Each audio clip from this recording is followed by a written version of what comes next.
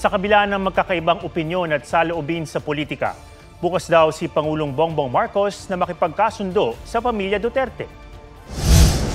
Gusto ko makasundo sa lahat ng tao. Mas maganda, marami na akong kaaway, hindi ko kailangan ng kaaway, kailangan ko kaibigan. Ang habol ko ay yung stability, peaceful, para magawa namin yung trabaho namin. Kaya ako, laging akong bukas sa ganyan. I'm always open to any approach na, alika, magtulungan tayo. Diba? Kahit hindi tayo magkasundo sa polisiya, hindi tayo magkasundo. Gawin nyo yung trabaho, pero wag na tayong nanggugulo. Akin, hindi sa aming lahat. Sinabi yan ng Pangulo sa unang episode ng kanyang podcast na inilabas sa kanyang social media account. Matatandaang mahigit 2 buwan mula nang arestuhin si dating Pangulong Rodrigo Duterte at dalhin sa International Criminal Court sa The Hague, Netherlands para sa mga reklamong crimes against humanity.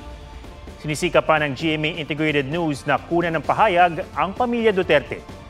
Bukod dito, aminado rin ng Pangulo na hindi nakuha ng alyansa senatorial slate ang resultang naisa na nila nitong eleksyon. Nagsawa na ang Pilipino sa politika. Sawan-sawa na. Disappointed ang tao sa serbisyo ng gobyerno. Hindi nila nararamdaman at masyadong mabagal ang galaw ng pagbubuo ng mga project na hindi pa nila maramdaman.